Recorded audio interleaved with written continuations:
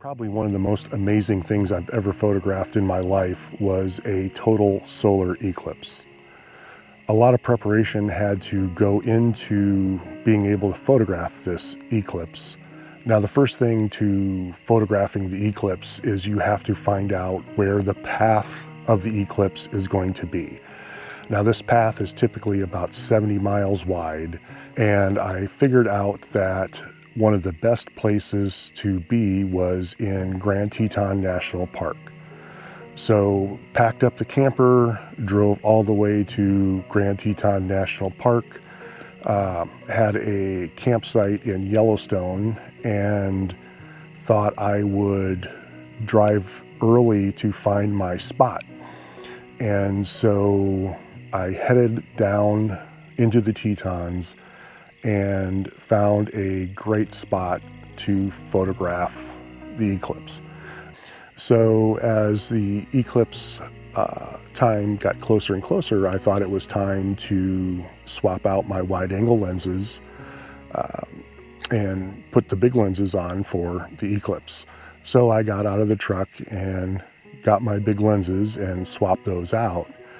And as the eclipse started, it was almost ruined because the famous grizzly bear 399 was swimming across the Snake River right towards where we were all set up to photograph the eclipse.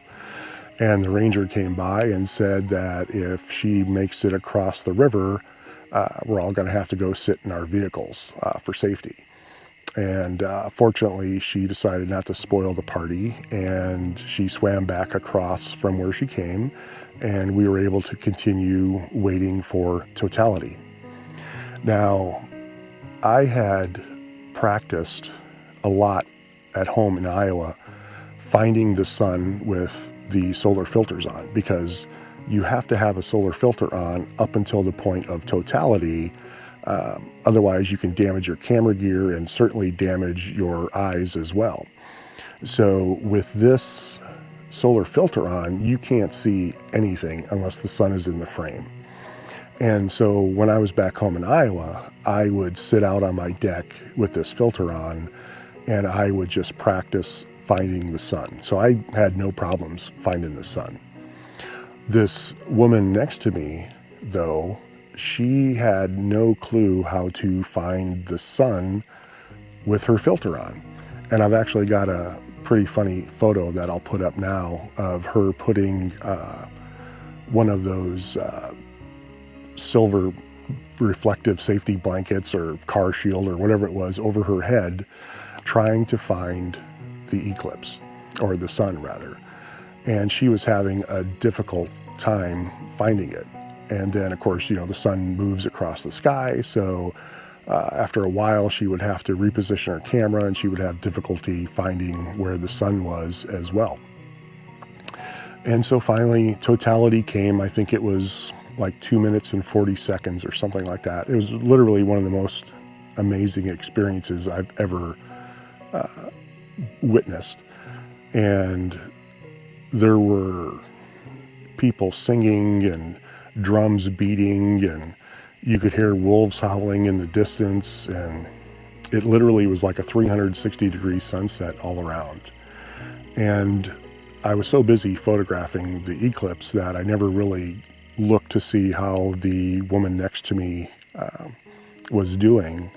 But the reason I'm telling this story is there's another eclipse coming up, and once again, I'll try to find the best spot to photograph this eclipse.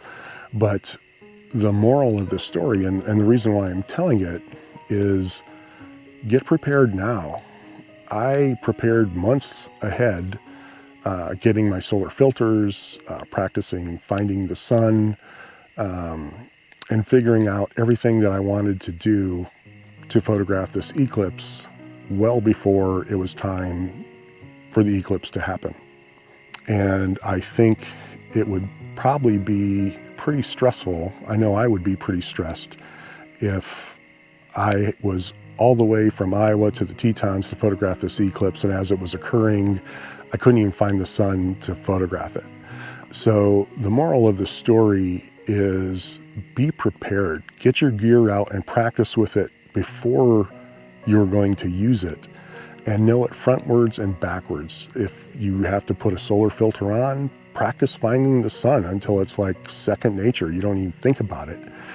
And because I did that, the experience was so wonderful and so amazing. And I really got to experience the eclipse. Even though I was busy photographing a lot of it, I really got to enjoy it because I wasn't stressed out trying to find the sun or figure out how I was gonna get the proper exposure or anything like that. I was ready to go. So in the future, whether it's a solar eclipse or a lunar eclipse or anything else that is going to happen that you want to try to photograph, get prepared for it. Practice before you go out, and it'll make your experience so much more enjoyable.